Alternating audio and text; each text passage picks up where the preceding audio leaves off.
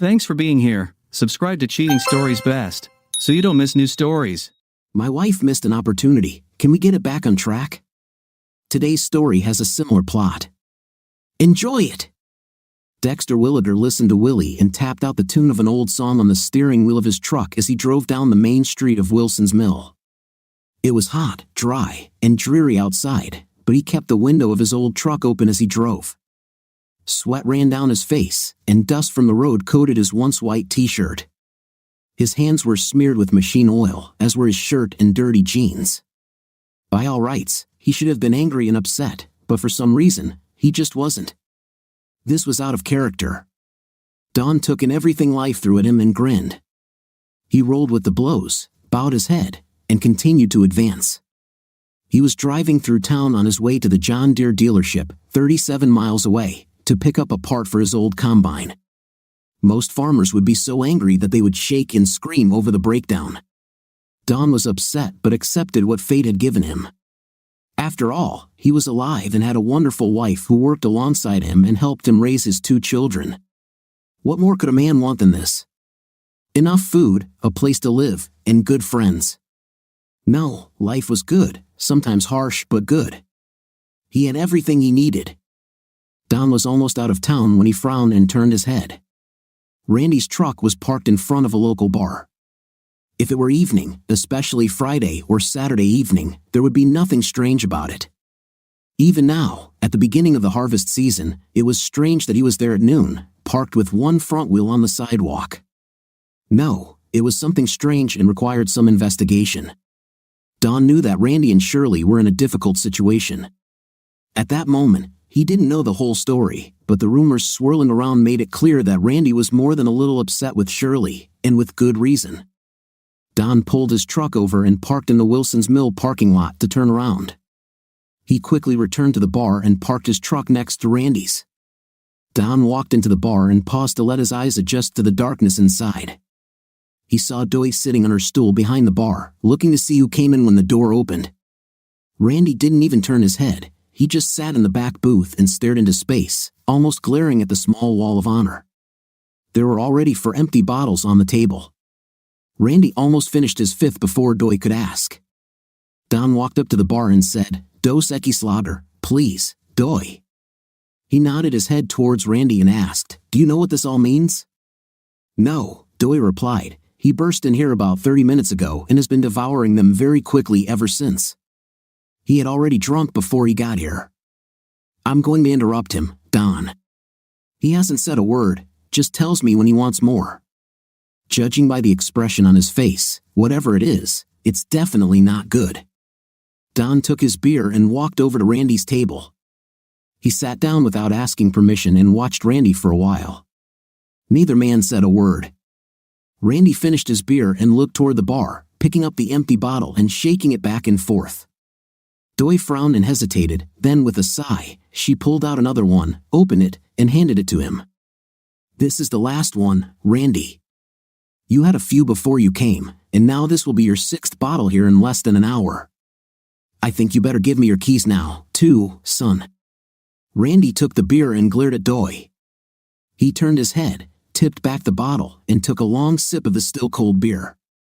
His face turned back to the wall and her photographs while his hands tightened their grip on the beer bottle, his jaw clenched in anger as his gaze glared at the picture.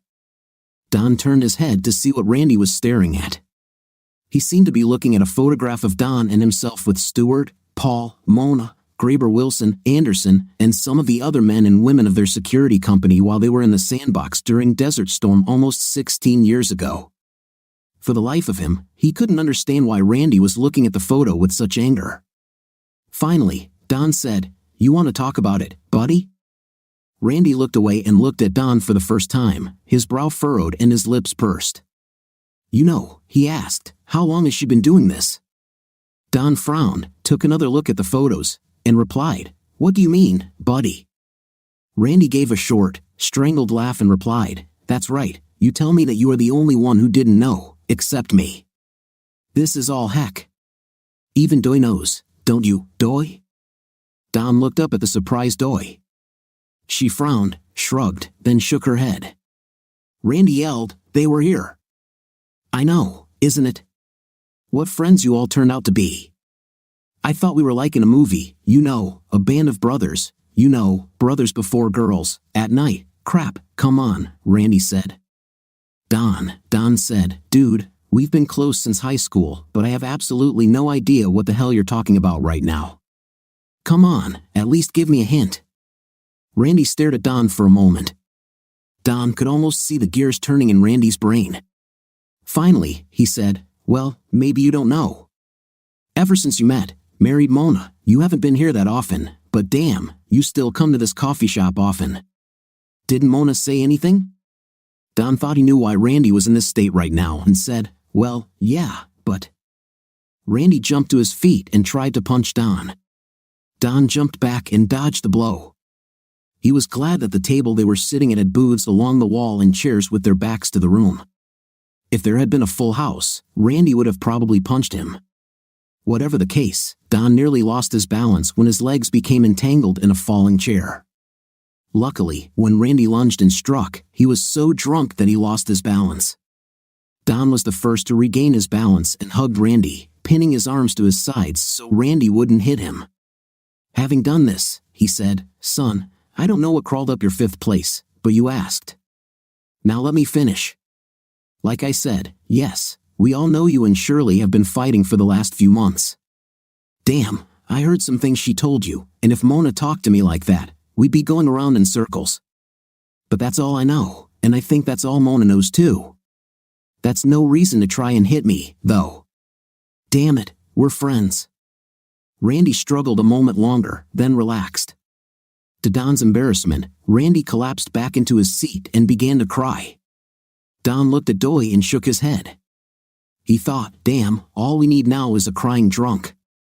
He looked at his watch. It took too long. He needed to get to the hardware store before closing, get his part, and return home. Crap, finally Don made a decision. He reached into Randy's pocket and pulled out his wallet, then headed toward the bar. How much is it, Doy? 7 bottles of beer cost $14, as always, Don. You know it. What are you going to do with it? Damn it, I don't know. You don't think I can leave him here, do you? Doy smiled and shook her head lightly back and forth. Understood. Don pulled $15 out of Randy's wallet, then took one out of his and handed it to Doy. She looked at the money and said, I said 7 bottles of beer, Don. Yes, I heard. Keep it to yourself and keep quiet about it, please, Doy. I'll take it with me while I get my parts and try to figure out what's going on. Fine. If you can let me know what's wrong too, maybe I can help. It's just not like him at all. Don returned to Randy and helped him up. Come on, Randy, he said. You can go to the city with me while I buy spare parts for the combine. We'll talk a little on the way. As they pulled onto the road and the tires began to hum, Don looked at Randy. He looked out the window, clenching his jaw tightly. Don said, now, buddy, why don't you tell me what the hell is going on today? She's, and is going to leave me? What? Who is this, and is going to leave you, Shirley? Damn, I know you've been at each other's throats for a while now, but what makes you think she's going to leave you? Do you really think that swearing will solve problems? I don't just call her names, it is a fact she's a, these are the facts. I heard her talking to Trickster Willie this morning. She's a real easy-to-get young woman from real life for this idiot pimp. I was supposed to be planting second crop beans in wheat stubble, but I forgot to oil the seeder, so I went back inside to do it. I was working in the garage when they left the house. She was supposed to leave for town this morning, said she had some bills to pay and she'd probably be there all day, shopping and everything. You know she's been running around a lot lately.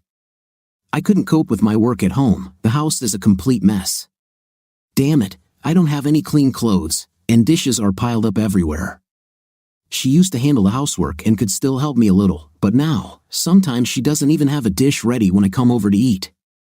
Anyway, Trickster Willie parked his old truck in the lot next to her car, and they were talking as they walked out. I heard him tell her that he had 1 client for her this morning and 3 wanted to see her at noon. I just stood there in shock, I couldn't believe I actually heard it. I looked through the crack in the door and saw her laughing and flirting. She looked worried. She asked how much he charged them and what they all wanted. The told her that in the morning it's just regular intimate, but at noon, it's big money. Everything would be unlimited, any hole, as many times as they wanted for 2 hours for $1,500. Damn cheater, she simply stopped and smiled, then extended her hand and said, money in advance. Willie looked offended and said he would pay, and then asked her if she didn't trust him. She said, hell no, I don't trust you. You. Last time I had one of those unlimited acts, you paid me for a simple check. Now I want my $1,000 up front or I don't see any of it. You won't deceive me anymore. You know I have to earn enough to get the hell out of here. I can't stand this anymore. I'm sick of this damn farm, the dirt, and all that crap. I'm sick of all these farmers. 2 years ago, I told him that I was tired of this and wanted to move, but he blew me off. Willie told her that he didn't have any cash with him and would have to pay her later. She looked at him intently for a minute then said, okay, fine, but no payment, no intim. Understood? I'll get my share before the action starts or I won't enter the room, honey, he scolded her and then said, okay, fine, now let's get the hell out of here before that idiot comes back or we'll be late. Then they both got into their cars and drove away. Dawn looked at Randy in shock. Wow, man, are you sure that's what they said? What did they say when you came face to face with them? Dude, I didn't say call it. I mean, I was so shocked and they left so quickly that I just stood there in shock. Then I went into the house and had a couple of drinks, and then went to, do you know the rest? The rest of the ride passed in silence as the two men watched the road and lived in their own thoughts. On the way back home, Don finally said, so, what now? Are you going to explain yourself to her or what? What the hell are you talking about? The is gone and Willie will remain in the world of offended men. You should have taken your piece and served it instead of getting drunk. I probably screwed this one up, but yeah, we're going to have a fight now. A little pain will pass, and I will divorce this, as quickly as possible. Both men continued to reflect on the events of the past day as they drove. Don barely slowed down to the speed limit as they passed Wilson's Mill. Randy shouted, hey, you forgot my truck, Don. No, I didn't forget, Randy. You come home with me and we'll talk about this some more. I want Mona in this, and I think we need Slim too. Mona? Dude, I don't know, she's quite close to Shirley. I think Slim is fine, but why do you want to involve him? You know that all four of us were locked in the sandbox. Heck, we've been friends since high school. Besides, Mona is smart, she's probably smarter than any of us, and I trust her completely. She won't give you away. After what her sister-in-law did to her brother, she hates traitors with a passion. I never really liked the Dodger, but after we got back, something really went wrong with him. All 6 of us banded together when we graduated from high school and went through that hell together. We had each other's backs. Well, now those of us left still have your back. I have to admit, when we were there, and Trickster Willie and Shirley had a night, I thought they were going to get married. We were all surprised when she married you and not him. I could never understand why, really. Well, I guess I was stupid. Do you know me, Willie, and Shirley served in the same platoon? We were always together on missions and so on. Well, I also thought that Shirley and Willie were a couple, but I guess that's not the case. Or maybe that's how it was, damn it, I don't know. I know she slept with him often, of course, but she slept with me too, and I heard that she was doing this with several others, but I was never able to prove it. Anyway, I spent as much time with her as I could, damn it. She was a woman, and I was lonely like everyone else, and it was damn good intimate. And it still is. I thought we were close, but every now and then she and Willie would go away, and sometimes after that, I would see her with someone else. Anyway, after Willie's dad died and he came home early, Shirley and I were kind of together all the time. As we were going through the checkup before returning home, Shirley came up to me and told me she was pregnant. She claimed that I was the only one she had been with since Willie came home, and the baby was mine. You know, we got married as soon as we could after we got home, and then a couple of months later, she started having seizures and so on. She told me that she had lost the child. Damn it, I don't know. We had a few rough patches over the years, and she never got pregnant again. About every time old Willie was back in town for a long time, Shirley and I got into trouble. I should have left her years ago, but when things were good, they were really good, you know.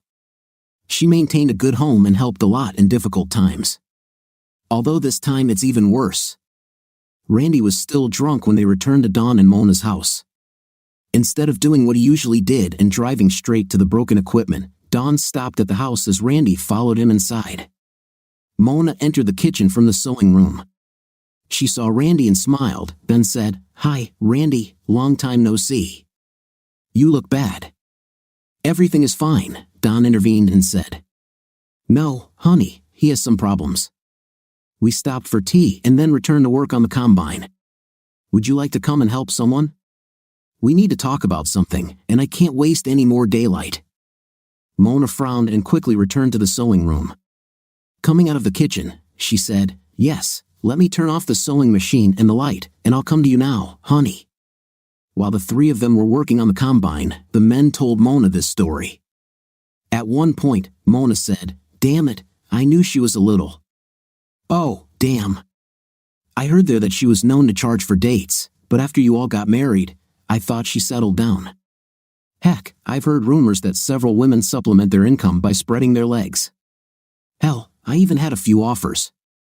I would try it myself if Dawn weren't here.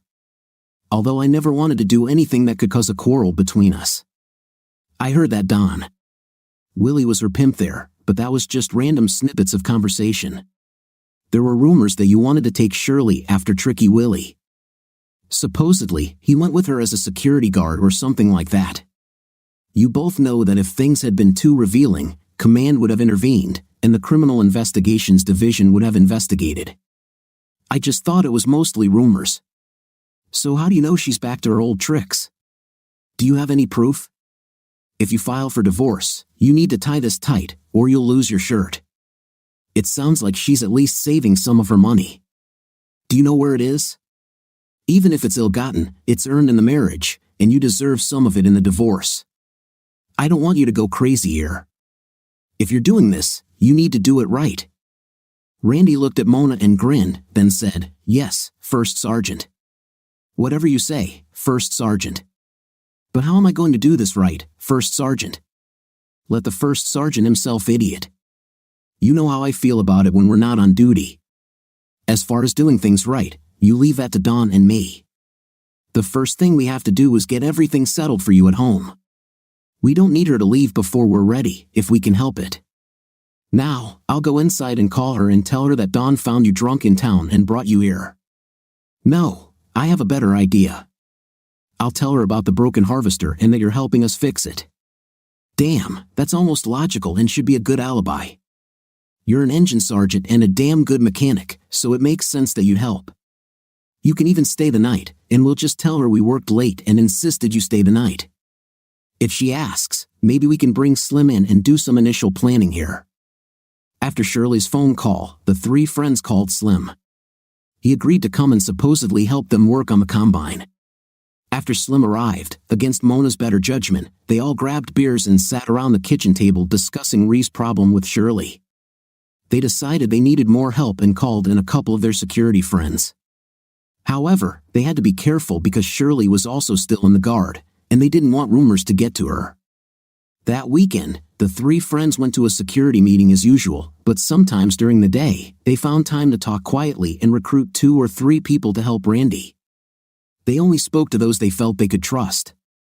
They didn't talk to anyone they hadn't previously agreed upon to try to get involved in the operation. Slim was still on security duty but in a different unit that wasn't meeting that weekend. However, he also had a couple of people he would contact in his next exercise. For the most part, the Guard is a small organization, and many people know each other, especially in the upper echelons. Of course, many people in the security unit are local residents, so they also know each other as neighbors. Randy found it almost impossible to stay home with Shirley around. Luckily, this was his busiest part of the year, and he could legitimately spend most of his time away from work. It was also plausible that he ate quickly, talked to her a little, went to bed early, got up early, and left the house. He was legitimately tired every night, and because of that and Shirley's attitude, he managed to avoid having an intim with her. His first series of tests for intimately transmitted diseases came back negative, and he began to breathe easier. He was pretty sure that Shirley used protection most, perhaps all of the time with her clients, because she never brought any illness into his home. The guard was regularly tested for AIDS and other diseases, so his civilian tests were mainly to allay Randy's fears. He really didn't expect to find any illnesses. 10 days after meeting with Dawn, the friends met to begin detailed planning for their operation. Since she was the first sergeant of their unit, Mona had access to the armory. It helped that Randy was a motor sergeant and Dawn was a drill sergeant. Mona simply received permission from her commander to meet with some of her sergeants in the armory at the appointed time. The 3 old-timers and 6 of their friends and fellow guardsmen met in the armory dressed in uniform as if they were doing legitimate work. Neither Shirley nor Willie thought anything unusual was going on. In case anyone decided to check on the conspirators, they did plan something for future training and left some paper notes. This, of course, was also necessary for them to be paid for their evening work. The meeting was held in a military manner. They prepared an operational order, brainstormed plans for the operation, and determined the equipment needed for it. Some of the necessary equipment had been provided to them by the guards, and they planned to use it. Of course, they would be using it in an unauthorized manner, but given their rank position in the unit and length of service, they were confident that unless it was lost or damaged, they could easily get by with borrowing the equipment. All surveillance would be led by 3 men whom Slim hired from his military police unit. 2 of them actually worked as law enforcement officers in their civilian jobs. One was a deputy sheriff in their county, the other a city policeman. These 2 men brought additional experience to the operation and even had access to some quality surveillance equipment. The icing on the cake was that if they could get information about Shirley and Tricky Willie, they could use the legally obtained piece of evidence to prosecute them, assuming they were involved in trafficking their bodies. They might even be able to attract other law enforcement agencies. 13 days after their first planning session in the armory room, they were ready to execute their plan. All participants were aware of their role in the operation and prepared to carry out a mission that was, to all intents and purposes, military, regardless of the fact that it was conducted in a civilian location. At the beginning of the operation, as in any military operation, intelligence gathering began. The programs were downloaded to Shirley and Wilson's cell phones, landline telephones were tapped, and cameras and voice recorders were installed in both homes and vehicles. Players were targeted to identify additional co-conspirators. It took them 2 weeks to find where Shirley hid her earnings. Unsurprisingly, she did not have a local bank account for this money. A somewhat bigger surprise was that the money was also not deposited in the safe deposit box. She kept the money in a safe inside an old garbage disposal parked behind the machine shed. At some point, the safe was welded inside the grain separation area of the combine, in front of the straw separator. She actually had to get into the car to gain access to the safe. She used it quite often. There was a fairly well-defined area under the back of the combine where she would climb in and out of the machine to hide her money. After they found the safe, the team installed a high-sensitivity, low-light camera in the harvester to get a clear image of the dial so they could identify the combination and collect the money when the operation was complete. On the 20th day of surveillance, Thursday, Mona received a call from Slim, the senior sergeant of surveillance. He said, "We have a serious problem here. Terry is going crazy and wants to quit everything. We need a team decision on this issue and probably a hell of a lot more influence than any of us have. What's itching in your 5th place, Skinny? Calm down, damn it. You sound more excited than when we were bringing the mortars there. Willie and Shirley are working today. You know we kept an eye on them, and the game here became much more dangerous." They waited in the motel room for their midday clients. After Willie finished receiving his fee, Shirley asked for her share of the day's earnings. He said, "Nothing will work out this afternoon, Shirley. It's a freebie, like an insurance policy for us." Shirley just looked at Willie and said, "Nobody has this girl for free, and I'm damn sure I'm not going to give 4 idiots unlimited for free. I'm leaving here." Willie grabbed her hand and pulled her back into the room and then onto the bed. He looked really scared and said, "Shirley, we have no choice here. Your current clients are the sheriff, the chief of police, and 2 of their friends. The sheriff or the chief of police, one of them, somehow got wind of us, and the sheriff came to me with a deal. They can own it for free once a month and receive 10% of the proceeds, or we'll go to jail. We have no choice here, Shirley. Well, Terry got really scared when he heard that and wanted to leave, but we talked him into staying until we talked to you. Damn, now we don't know what to do with it. We have no idea how deeply rotten county or city law enforcement is. Damn it, who the hell should we get involved with this, or should we just give up? I mean, he's upset about the damn illegal surveillance in the first place. He said he didn't sign up for this crap. He just wanted to help his friend out. Now he is afraid that he will get into trouble due to the unauthorized investigation and surveillance of the sheriff. I don't know how long I can keep him here or how long I can keep him silent. Ooh, crap. Give me a minute, I need to talk to Don. We will contact you again. Stay on top of things for now, Slim. After discussing the problem with Dawn, Mona called Slim back. Slim, let's see if you can keep this in check today and control Terry. Be damn sure you get good notes and bring them to me as soon as the action is over. We, of course, need reliable backups and good hiding places for these recordings. We'll have a meeting Monday night at the Armory to discuss this with the team. We can do this either before or after our meeting. The group stopped monitoring Shirley and Wilson but continued to collect electronic information from intercepted telephone conversations as well as from homes and vehicles. Much of this was very interesting. Not only were the sheriff and police chief involved, but they also caught the name of the local prosecutor being mentioned in one of the intercepted phone calls. Wilson said, Shirley, you have to work with another insurance tomorrow at 10 a.m. Shirley replied, bullshit. I already gave those idiots their monthly night. We all agreed that they have me 1 day a month, that's all. Shirley, it's not them. Somehow, the prosecutor found out about us. Now you have to offer him the same deal, and tomorrow will be his first session. The sheriff intervened. We make a lot of money defending him, but you need to give the prosecutor some money. Otherwise, his defense won't be enough. The prosecutor also receives another 5% of profit from us. Wilson exclaimed, damn it, Willie. When will this end? Now you make me work for free 2 days a month, and we lose 15% of our income. How the hell did you even let this happen? Shirley replied, damn it, it wasn't me, Shirley. You know I don't like it any more than you do. I thought about just leaving, but I think the sheriff thought about it. He said that if we left, he would put us on the wanted list for trading services and a bunch of other crap. This owns us now, Shirley. Just be glad that he allows us to keep what we earn now. Shirley retorted, fine, you son of a. I don't know why I even let you talk me into doing this. Do it for a while, you said. We'd get rich, and we'd be able to blow up this little town, you said. We would be rich and live the good life we always dreamed of. Now look at us, I'm trapped being a dam. And hey, there you are, Shirley, you love your job and you know it. Wilson continued, damn it, Shirley, shut up. They don't know about it, and we should make damn sure they never find out, even if they let me pay them back for that too. It might piss off some very bad people. Maybe I should cool off with this a little, or maybe just stop selling here. Shirley conceded, yes, exactly. I'll just keep my other business out of the county.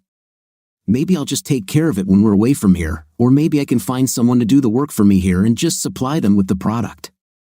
Yes, that's what I'll do. I might not make as much money, but it might be a lot safer, and they wouldn't be able to squeeze a profit out of me if I didn't sell, right? Shirley muttered, you stupid. Then she said louder, okay, you win again. Another damn wasted day. Once again, Shirley was forced to provide for herself for free. The group discussed their intelligence so far and decided that it had gone too far.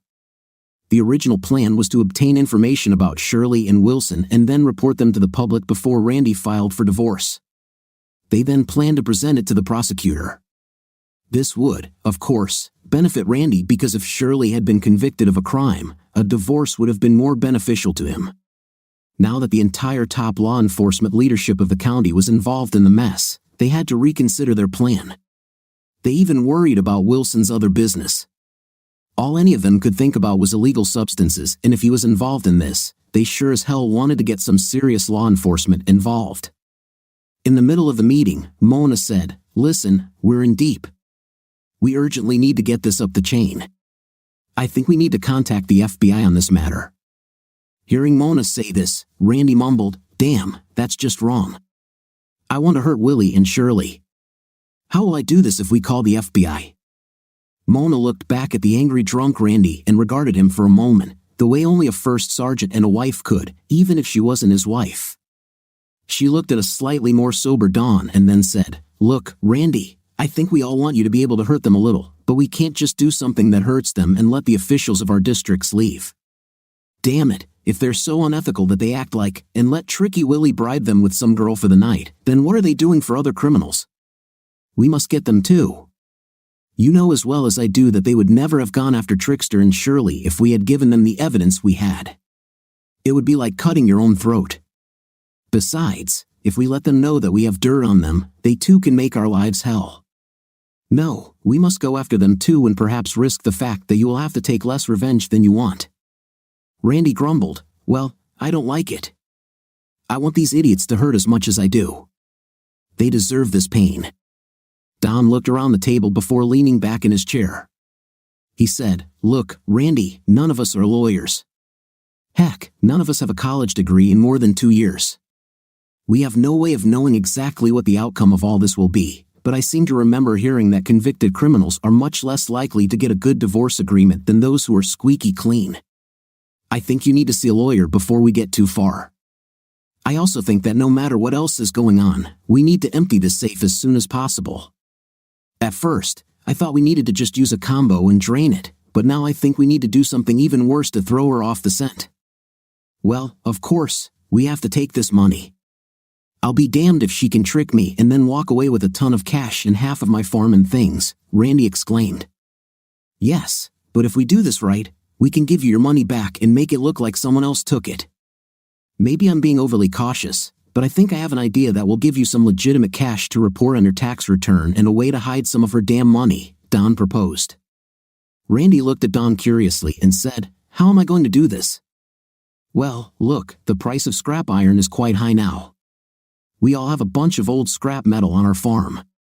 We all need to come together and take our scrap metal to the landfill for recycling. Larger pieces will need to be cut and transported. We can start at my house, then do the cutting before we get to yours. We all have big trucks, trailers, and torches to cut large machinery into smaller pieces. We can load scrap metal onto our tractors. When we get to your house, the first piece we cut will be the harvester. We'll be sure to cut the combine open so the safe is still hidden pretty well inside. Before we start cutting, we'll open the safe and take almost all the money out of it. We'll leave, say, a couple of hundred inside in case it opens when they crush the scrap metal. If they crush it in place, you won't lose much. They typically use a magnet and load the scrap into railroad cars and then send it to be melted down. Either way, this is a perfectly acceptable way for you to get most of the money without anyone knowing anything.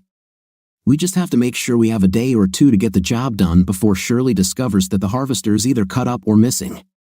When she misses the harvester, she'll be royally angry, but she won't be able to tell you why. She might even suspect that you found the safe, but she won't be able to prove anything. We'll hide the money somewhere else until this all blows over, and then we'll give it back to you," Don explained. Randy looked around at his friends sitting at the table. His face broke into a wide smile, and he said, "Now, that's what I'm talking about. We get the money, but they have her." He chuckled and said, "Hey, it's true, isn't it? She still has it every time, and I did it to her again. I like it. So, how do we make Shirley and Willie pay? I still want it to hurt." Mona intervened again, saying, "Don, I like your idea for several reasons. We're all getting rid of some clutter in our homes, and boy, do I know how much I love it. I've been tired of all this stuff for quite some time, but I didn't say anything about it because we were so damn busy. We all get some extra income as well. But most importantly, Randy gets a ton of Patsy money for free. So, does anyone know a good divorce lawyer, preferably one who could advise Randy on other issues as well?" Then, Slim spoke up, "Yeah, anyway, I might know someone who can help. Do you all remember Plet from school? He received a few nods and agreements before he continued, grinning at Randy. "Don't look at us like that, Randy. I know you remember her. Will you ever recover from the thrashing her old man gave you when he caught you two in the hayloft?" Randy's face turned a deep shade of red, and he glared at Slim before muttering, "You and that horse you rode on, you." After the short exchange, everyone at the table burst out laughing. Mona, like the good first sergeant that she was, brought the meeting back to the topic at hand. She looked at Slim and said, "Okay, Slim, stop making fun of Randy and tell us about the lawyer." "Well, I don't know any lawyers myself, but I heard that Plett worked for a law company in Centerton. She got a job with them when she graduated from college and has been with them ever since. I heard they made her proud when she had to divorce that cheating city dude she was engaged to in college. I think if we called her, she could find us a good friend," Slim suggested.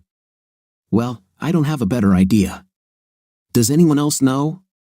Mona asked. "Okay, who knows her best?" And again, loud laughter filled the room as the men looked at Randy. Mona glared at the men and said, "Okay, you know what I meant. Anyone?" Nobody said anything. Then finally, Don said, "I think we all know her, honey, but I don't think any of us have seen her since her daddy died, 7 or 8 years ago?" "Okay, then. The choice is either Ree's or mine. Does anyone at least know where she works or what her phone number is?" And again, there were no answers. "Well, that's crap. What should I do? Just start calling lawyers and asking if Pet works there?" Rand looked at Mona and said, "Most of her family lives in Steelville. I don't know who it is or where, but her aunt was married to one of the Fieldings, and they almost own the town. You could call there or go to the store, they may know." "Great, well, it doesn't compare to anything." "Okay, I'll get to it tomorrow. Is there anything else we need to talk about tonight?" Don looked around at those sitting at the table and then said, "Yes, honey, I think we need to lay low for a while and just continue to passively observe while we do other things. Let's see what the lawyer says before we contact the FBI." Everyone thought the idea was good, and it was accepted. The meeting finally ended after they did a little security work to cover their tracks and make it seem like the use of the armory was completely legal. The next day, Mona drove to Steelville and went to a feed and farm supply store. There was only one woman working behind the counter dispensing purchases, so Mona stood to the side, waiting for her chance to speak. Soon, a woman came out of the office and asked if she could help Mona. "I hope so. I'm Mona Terwilliger from Wilson's Mill. I have a strange request. I used to go to school with Pet Chambers. Last week, a group of friends and I were talking about people we once knew, and her name came up. We remembered that some of the Fieldings were related to her, and I came to see if I could talk to any of them and get her address or phone number," Mona explained. The woman smiled and said, "I'm Jennifer Fielding Scott. Why don't you come into the office so we can talk? I watch phones for my mom while she runs errands." After they sat down in the cluttered office, Jennifer leaned back in her desk chair and frowned at Mona. "So, why exactly are you looking for Pet?" "I'm not going to give out information about her to anyone just because you want it," she stated firmly. Mona sat there for a moment, looking at Jennifer. There was something about her, she was so confident and had such a look in her eyes. She could look into your soul. And she had a long, penetrating look, as if she had been to hell and back. She carried herself with authority and confidence. Mona knew better than to try to flirt with her. She finally decided on a piece of truth and hoped she wouldn't go too far. Why the hell did she come across this woman? "Perhaps I misled you a little," she said. "Last week, we were talking about old friends, and Pet's name really came up. We were holding a training meeting at our place and discussing the personal problems of one of my soldiers during a break," Mona admitted. When Jennifer leaned forward slightly, her eyes glared at Mona like lasers as she snapped, "Were you discussing my cousin in training with your soldiers?" "Just who the hell are you, Missy?" "I'm a commander, USN retired, so you can take this as an order if you want. Now, I want to see some ID, and I mean now. Unless you convince me that you mean Pet no harm, you won't get anything from me." Mona thought, "Oh damn." Mona looked at Jennifer again and realized it. The "I will be obeyed" look is a deep-rooted confidence that comes with command, and for senior military officers. She had never thought about whether Jennifer could legally give her an order or not. Her immediate reaction was to obey the senior officer. So she rummaged through her purse and found her ID. She leaned forward and handed her ID to Jennifer. Jennifer looked at the ID and handed it back. "First Sergeant, right? Well, I guess you're not some stalker or axe murderer. Anyway, so First Sergeant, why do you want to find Pet?" she asked. Mona replied, "Like I said, ma'am, we were in a meeting and her name came up. One of my men is having some problems with his cheating wife, and some of us were helping him get information about her. When we learned something that was much, much beyond our expertise, a few years ago, we heard that Pet was working for a lawyer. So, we wanted to talk to her about a divorce lawyer and someone who could help with another matter as well. What else is the matter?" "Oh, ma'am, I really better not talk. This is truly massive, and many people could get hurt or even killed if we don't handle it properly. God, what the hell have you gotten yourself into here? Okay, never mind. I'll take your word for it right now." Jennifer picked up the phone and dialed the number after looking it up in the little book she had in her purse. When the call was answered, she said, "Hi, Paul. I have someone here who is looking for you. She went to school with you and wants to pick your brain about a divorce lawyer and someone who does something else. No, she won't say anything more. Her name is Mona Terwilliger." "Okay, let me check."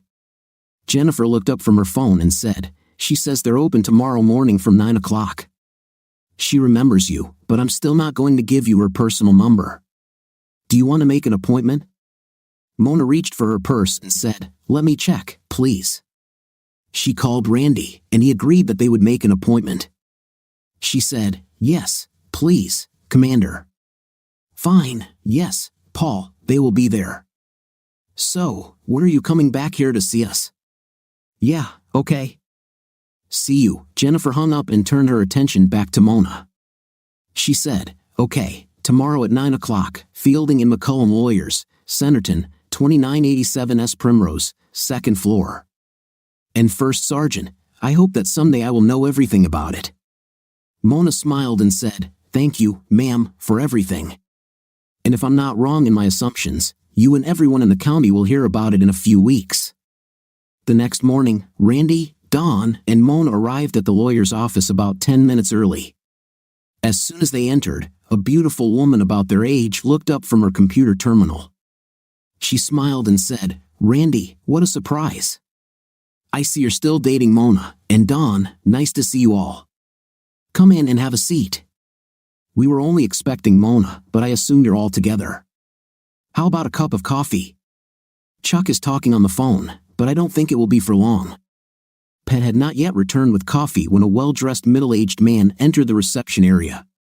He smiled and said, "I'm Charles Fielding Jr. You can call me Chuck. I assume you're all together? Paul told me I should talk about divorce. Which one of you is going to get divorced?" Randy raised his hand and said, "It must be me, sir. I'm Randall Thomas, but most people call me Randy." At that moment, Pet came back and giggled. She blushed slightly and said, "Yes, you have always been lustful, as far as I remember. We both got in trouble for this." Then Chuck laughed and, holding out his hand to Randy, said, "Okay, I know the story. You know Bradley hated you until the day he died. He never forgot what you and Paul did in his loft. And then you had the nerve to tell him it was none of his business. So, you didn't do anything else like that led to this divorce, did you?" Randy blushed and said, "No, sir, but could we discuss this somewhere else, please?" Chuck looked upset and said, "You're absolutely right, and I'm really sorry. This is not a place to discuss the past or what you are here for." "My apologies, sir." Randy replied, "No problem. I understand, but we really need privacy for this." Chuck turned to Pet and said, "As soon as Betty gets here, come in." "No, I don't know why, but I think you better be aware from the beginning. Place the sign on the table and increase the volume of the rants bell. You can do both jobs until Betty arrives. She should have been here by now." The five of them retired to the conference room, and after some small talk to get to know each other a little, they got down to business. Chuck started by saying, "It's okay now, Randy. Please explain your problem to me, and we will see what I can do to help you with this. Randy started telling Chuck about Shirley, beginning with her alleged actions in Iraq, then about their marriage and what he overheard that made him suspect her of cheating. He explained how Don and Mona became involved in the case and what they discovered while investigating Shirley and Wilson. When he got to the point where the sheriff's involvement became known, Chuck said, "Whoa, are you trying to tell me that the sheriff, police chief, and Potter County prosecutor are taking protection money from Shirley and this Wilson character? Do you have any evidence for your claim? You know this is a very serious charge. Before we can do anything, we need more than just your word." Randy looked at Mona, and she reached for her large bag, saying, "Chuck, we know what you're talking about. I have a copy of this recording and several others if you want to listen to them." She handed the DVD to Chuck, who inserted it into his laptop and turned it so everyone could see. After the DVD finished playing, Chuck sat back in his chair, very shocked. He said, "I can't believe it. I have known Lawrence since he moved to this area to practice law, long before he was elected prosecutor. I just can't believe he or the sheriff would be involved in something like this. I recommend putting off your divorce for a while, Randy, until authorities complete their own investigation into these allegations. If they can obtain evidence to prosecute your wife, it may help your case. Plus, we could hurt their case against the sheriff, the police chief, and the prosecutor if we go to court for a divorce now. I can help with your divorce, and I can put you in touch with people who can help with others. May I ask what other damaging information you have?" After they continued discussing the case, Chuck picked up the phone from the conference table and said, "Betty, something pretty serious has happened. Please cancel the rest of my appointments for today and reschedule them for another time. But before you do, please call Mark Howard and ask him to come here as soon as he can. Tell him this is extremely important, the most important thing he has at work today." After the phone call, Chuck sat back in his chair and clasped his fingers together, thinking. Pet put her hand on Randy's forearm and looked into his face. She said, "Randy, I'm so sorry. I know how you must feel. A few years ago, I caught my husband cheating, and Uncle Chuck helped me divorce him. I can't imagine how much worse you feel knowing that your wife is also an available girl. If you ever need to talk, please call me." The three friends spent almost $100 discussing the case with Chuck and his friend Mark Howard from the FBI. They were ordered to immediately stop all surveillance of people and take back their cameras and voice recorders if they could do so safely and without letting anyone know they were there. 3 months passed before the investigation reached the point where Mark allowed Chuck to file for divorce from Randy. During this time, Slim and Don's farms were cleared of all old broken equipment and scrap iron. They worked slowly in between other more important tasks. Finally, they were given permission to file for divorce, and the friends immediately went to Randy's junk pile to get the cash from the safe before Shirley either tried to take it and run away or something else happened to them. They waited until they were sure she and Wilson were working and then went to the combine first, just as they had planned many months ago. The night they emptied Shirley's safe, the friends met at Don's house to count the money. They worked for almost 2 hours before they finished. After Mona tallied the balance, she looked at Randy in shock. She said, "Oh my God, Randy, there's almost $500,000 here. If we're not mistaken, it's $487,400. How the hell has she been doing this for so long? And if she has that much cash, how much more has she received and spent? Has she ever been faithful to you?" "I'm sorry, Randy, I shouldn't have said that." "No problem, Mona. I've been asking myself the same question ever since we discovered this mess. Now I even wonder if the child she lost right after we got married was even mine. Thank God we never managed to have children." The next afternoon, Slim, Don, and Randy were clearing away scrap metal when Shirley came into the machine room to see what they were doing. She stopped and stared at the spot where the old combine used to be, then almost ran over to Randy. She screamed, "Randy, what the hell are you doing? Where's the old combine and other equipment? We all needed some extra money in this damn economy, so since scrap metal sells for a good price, we cleaned out our junk. We've already cleaned Don and Slim's houses and started cleaning ours yesterday. We cut large pieces before taking them to the scrapyard." "Why do you ask?" Shirley collapsed to the ground crying. Randy looked down at her and said, "What's wrong with you, Shirley? For God's sake, it's just a pile of scrap metal. Why are you crying? Where are you going? I really like this combination. This was the first big machine we bought for the farm. You can't just throw it away. Sorry, Shirley, I didn't think you'd be so attached to it. It's just a piece of worn-out metal. Heck, I suspect it's on its way to being melted down by now. They loaded it right onto the train when we brought it in yesterday. Shirley jumped up and slapped Randy, then screamed, "You son of a! How could you get rid of our harvester?" She ran around the machine shed, and soon they heard the roar of a car in the driveway. Randy looked at his friends and smiled, rubbing his cheek. He said, "Well, it went pretty well, didn't it? I wonder where she's going." Everyone present laughed and then went back to work. Later that evening, Shirley was still not home. Around 8:30 p.m., Randy received a call from a very upset Shirley. She was crying, and he could barely understand her when she said, "Randy, honey, I'm in jail in Centerton. Could you please come and pay my deposit so I can go home? Should I pay bail?" "What the hell have you done, Shirley? And what is the deposit bail is $10,000. I was arrested for exposing myself to public ridicule and not leaving private property when ordered. They also said I was resisting arrest." "What the hell were you doing?" "Nothing, this is all just a misunderstanding. Please hurry up." He heard the phone hang up. Randy laughed to himself for a moment, then called the Centerton Police Department to find out why Shirley had been arrested. The officer Randy spoke to reviewed the complaint and told him that she was at the salvage yard, running around stacks of metal and yelling about her harvester. She refused to leave when ordered, so she was arrested. She was charged with trespassing, disorderly conduct, and resisting arrest. Randy laughed again, and after the conversation ended, he dialed Paul Pett's cell phone number. After she answered, he paused for a moment and then said, "Tell Pett if the papers are ready to be filed. Can Chuck file them tomorrow?" Shirley is being held in the Centerton City Jail on $10,000 bail, which I have no intention of paying. I think now is a good time to let her know, don't you? The arrests came fast and furious the next day. A federal task force picked up the county sheriff, police chief, prosecutor, and a half-dozen other senior law enforcement officials at about 6 a.m. A little later that day, Wilson was arrested along with his lady friend. Of course, the charges were added to those Shirley was already facing, and her bail was increased. Not that it mattered since no one even paid the initial deposit.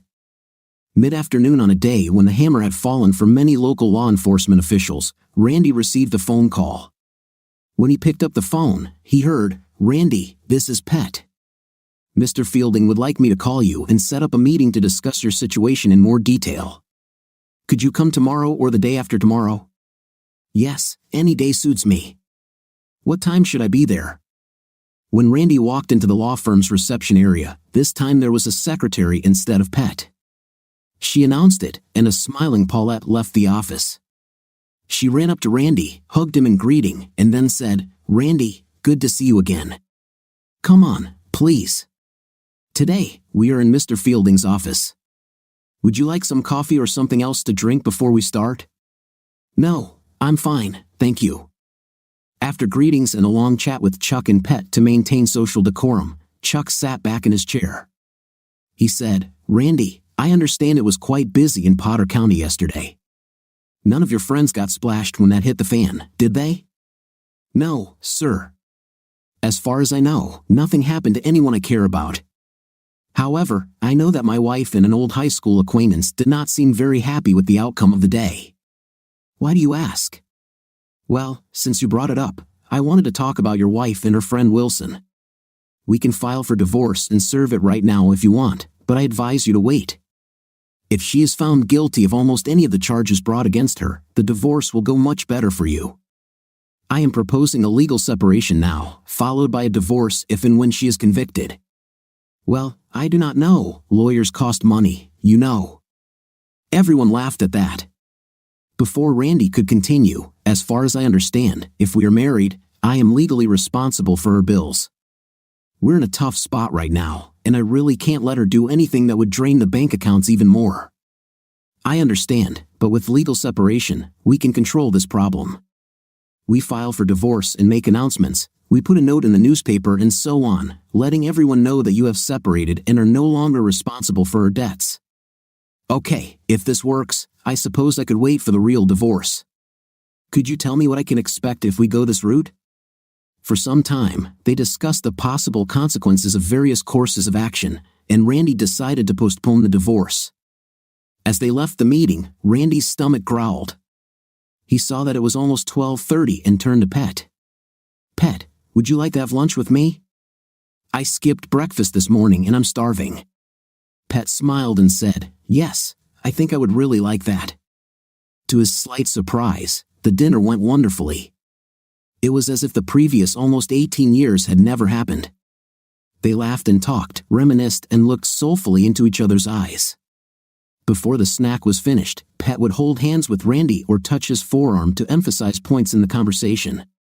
Suddenly, Pet noticed a clock on the wall and straightened up. Oh no, she said, it's almost 2 o'clock in the afternoon.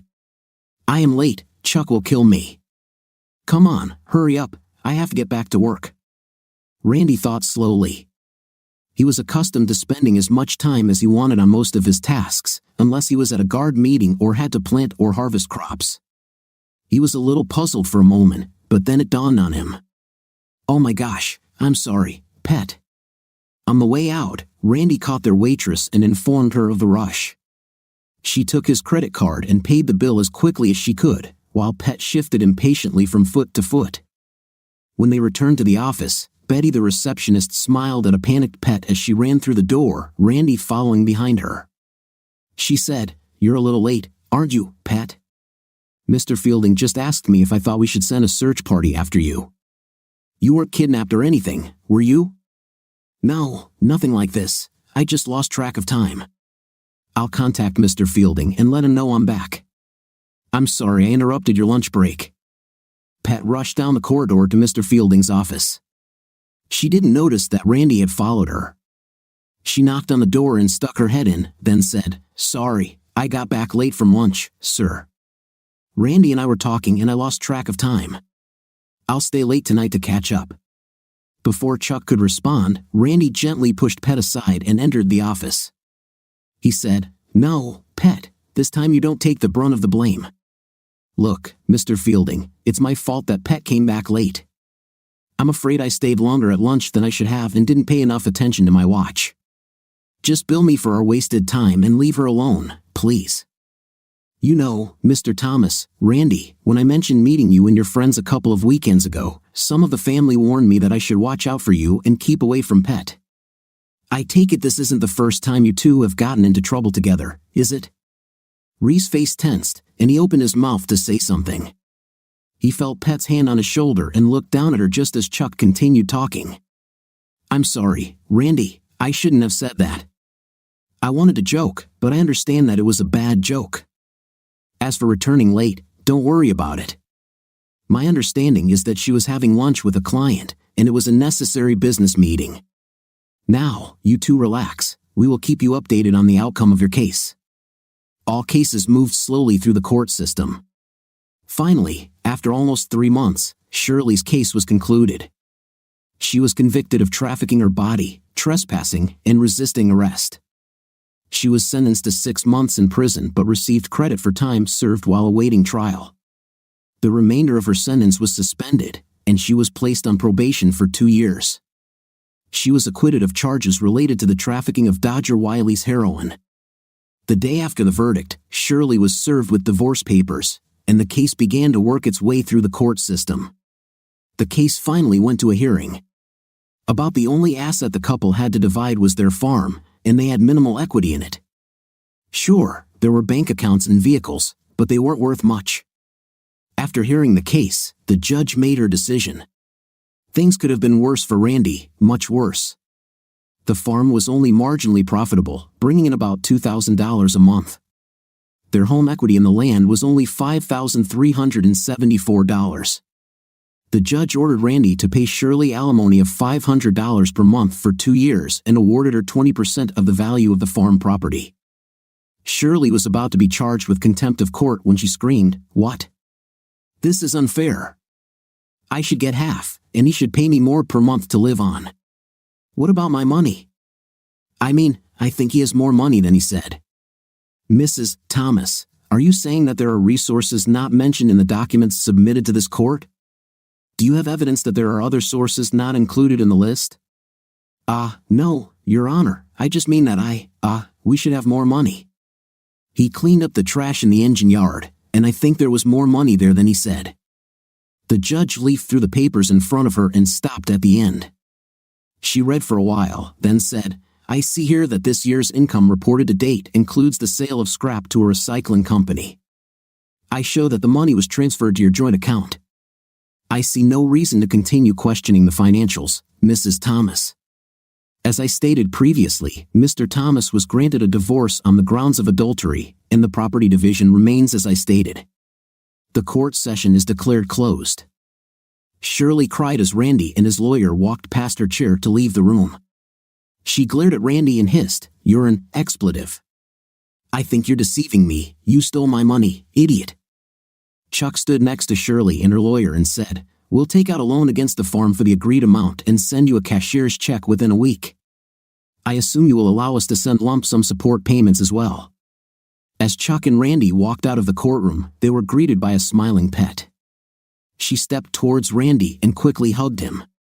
She stepped back and said, Congratulations, Randy, you got a much better settlement than you would have gotten without the convictions. Do you have any plans now? Yes, I go home and try to forget this. I think I'll continue farming. Don said he would lend me money to pay her off so I could get rid of her for good. Otherwise, no, just keep going like this. Over the next few months, life returned to normal for the three friends. They actually met more often, either in the mornings in a cafe or in the evenings on weekends at a local bar. Most of the time, they spent at least a few minutes discussing the biggest news stories of the year, the arrests and prosecutions of county and local law enforcement officers. They also discussed special elections held to replace the sheriff and prosecutor after they were convicted of their crimes. They were very happy that Terry was elected sheriff. The fame he received when it was revealed that he was involved in the initial investigation and discovery of his boss's criminal activities served him well.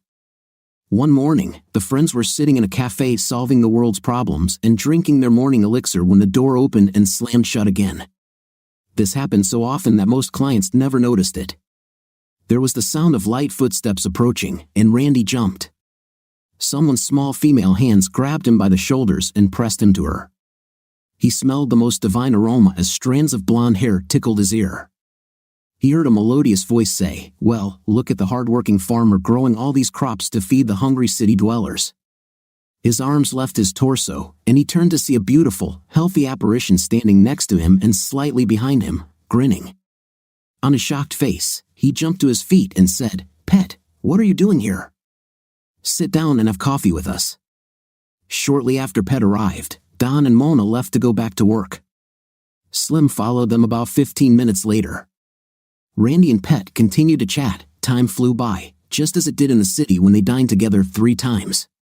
Finally, around 10:30, Randy said, Listen, Pet, I'm sorry. I really need to go home today and do something. Are you staying with us for a long time? Could we maybe meet up tonight or something? We could grab a burger somewhere and maybe go to the bar for a beer if you want to. I'm on vacation for 2 weeks, Randy. I'm spending this week here with my mom to celebrate the 4th, and next week I'm just going to go for a drive and see the country before I go back to work. What are you going to do today? Maybe I could help. I don't actually do much. I just need to finish work on my planter to get it ready for planting my second crop of soybeans. I need to change the plates, lubricate them, and then once that's done, I'll work on the combine to get it ready to roll. Heck, if you want, you can come, and we can be together while I work on this. I like to have everything ready to go before the 4th of July. It would be great. I really enjoy my job, but sometimes I really miss the farm. I used to enjoy working with my dad when he did field work. I miss some of the animals too, but not the hard, dirty work of castrating and processing cattle, and I never want to milk another cow. Heck, I even enjoyed bottle feeding the calves when we picked them up from Mom to milk them. Perhaps you could come to your mother on the 4th. The family always has a big party.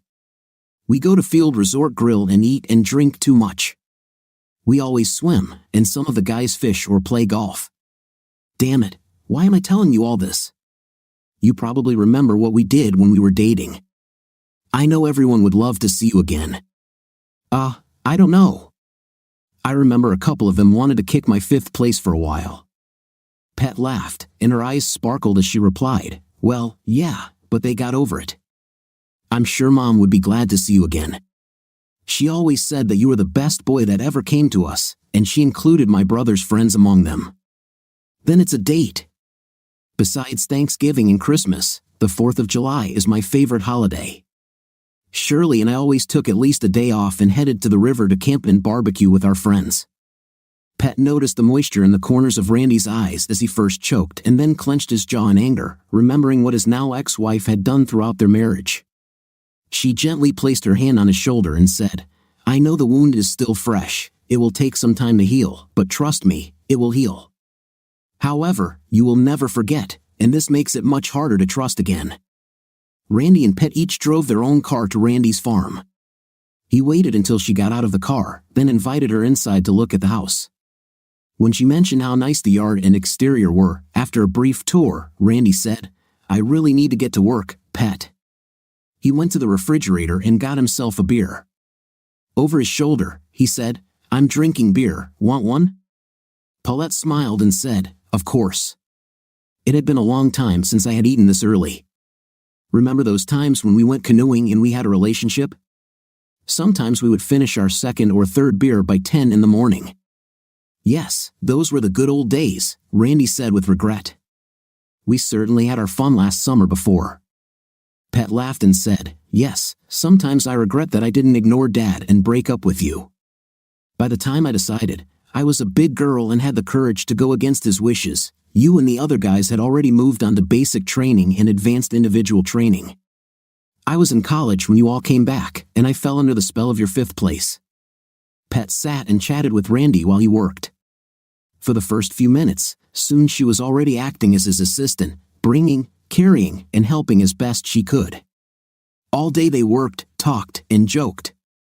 About 2:30 in the afternoon, Randy's stomach began to growl loudly. He stood up and said, I have to go and get something to eat. Please come and have lunch with me. All we'll have is a sandwich and chips, but if you behave, I'll have another beer with you to wash it down. Pet smiled and said, of course, if it doesn't bother you too much. After grabbing a quick sandwich, the couple returned to the machine room and got back to work.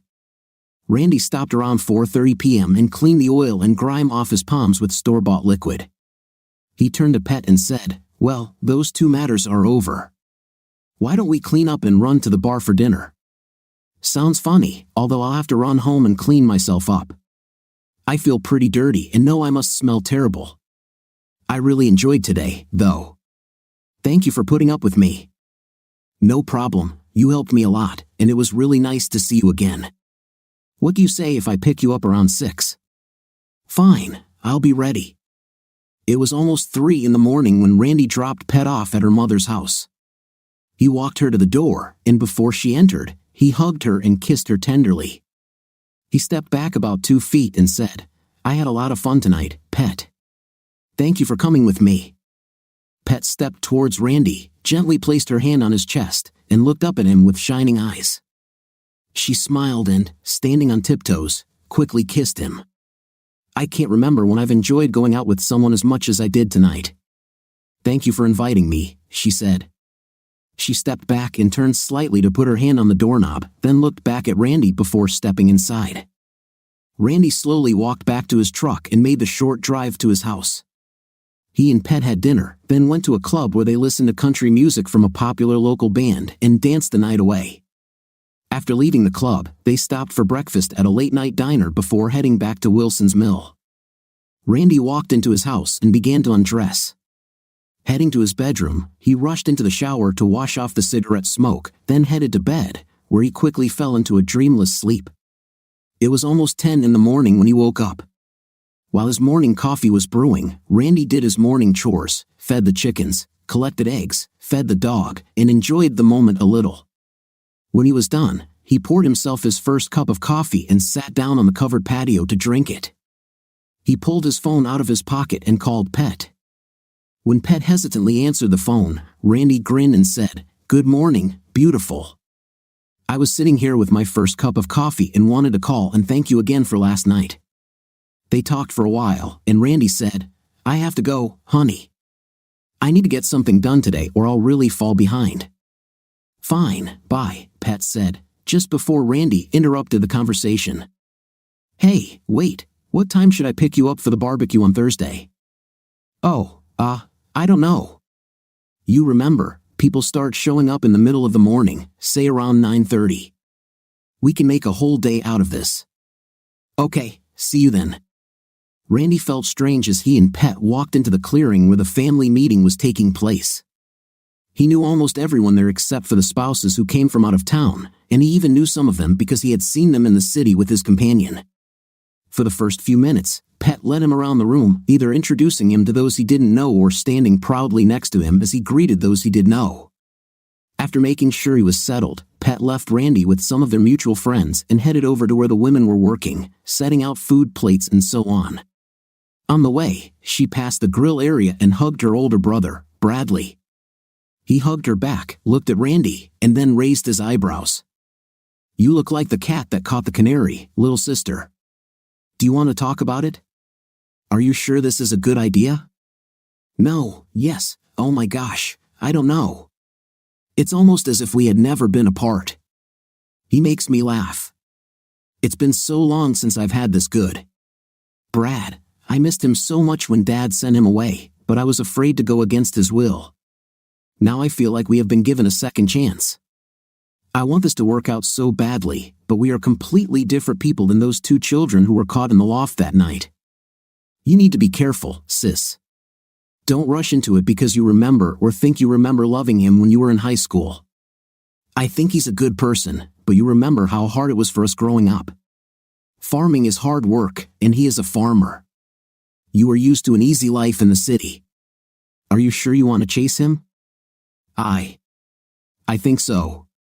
We're just communicating, you know. But it's too early for our SE time. We had several long lunches during his divorce, and we only went on 2 real dates. I spent last Saturday helping him work on his equipment before we went out, and it was fun. It might be fun for one day, sis, but is that what you want to do for the rest of your life? I thought you were itching to get off the farm when you went to college. I did. So well, no, not really. I wanted to get away from Dad and those damn cash cows. I never minded the idea of being a grain or beef farmer's wife, but I hated helping milk. We never got to go on vacation or anything like that. We had to be home twice a day to milk those damn cows. We started at 6:30 in the morning, and if we were lucky, finished by 7 or 8 in the evening. To his surprise, Randy had a great time at the barbecue. After eating, he and Pet walked a few meters upstream to the swimming area, swam, talked, and had a few beers with a few of their old school friends. It's time to help clean up and head home. Long before it's ready for the rest of the summer, Randy and Pet talked on the phone almost every evening. They usually had at least 1 date a week, sometimes 2, unless Randy was too busy at the farm. In this case, Pet was usually able to get to his house to either see him there at the end of the day, or she would meet him in the field for a quick lunch or ride with him on equipment if there was a safe place to do so. She especially liked riding the combine with him. The cabin was large enough to accommodate an extra seat, and the cabin had air conditioning. A couple of times, she even drove his grain truck to the grain elevator during harvest. It was like old times for her while she was waiting for her turn to unload. She talked to other people who were unloading there. Finally, the harvest was completed, and Randy planted winter wheat. He was able to slow down and work shorter days again. He was invited to the Pet family's home for Thanksgiving. It was a beautiful autumn day, with the temperature at about 15 degrees Celsius. After dinner, she and Pet went to the back of her mother's small farm, sat by the river, and talked. Randy seemed quieter and more reserved than usual. Finally, Pet looked at him and asked, "Is something wrong, Randy? You are terribly silent today." "No, honey, I was just thinking about us," for some reason, Randy replied. Pat felt a wave of fear run through her body. She asked worriedly, "What do you mean? Is there some problem?" "I don't know, no. I mean, well, I really enjoyed the summer after my divorce and when we were together. But I don't want it to continue like that," Randy explained. Pat felt another wave of fear wash over her. She started to ask what he meant when Randy continued, "I wondered what it would have been like if things had turned out differently when we left school. I feel so good when I'm with you that I almost get angry thinking about all the years we missed. I don't want to miss anything anymore, Pat." Randy turned to the puzzled young woman and took her hand. He continued, "I'm getting tired of seeing you only once or twice a week and answering the phone for a few minutes every night. I've been trying to think of the best way to ask you to marry me, but I just can't think of any particular way to do it." Pat gasped when she heard Randy say he wanted to marry her. Her eyes filled with tears, and her voice trembled as she asked, "Did you just ask me to marry you?" Randy reached into his pocket and pulled out a ring. He handed it to her with a sheepish smile before saying, "Yeah, I guess I did. Pretty unconvincing, isn't it? But I really love you. I think I've always loved you, and getting to know you again this spring and summer has only made me realize how much. So, what do you say? Will you do this?" Pat smiled and reached for the ring, saying, "Yeah, that was pretty lame, but that's okay. Yes, I will marry you." She put the ring on, and they did what young people do when they are in love. They kissed and sealed the deal as their hearts grew even closer. After a few kisses and strong caresses, Pat pushed away from Randy and straightened her clothes.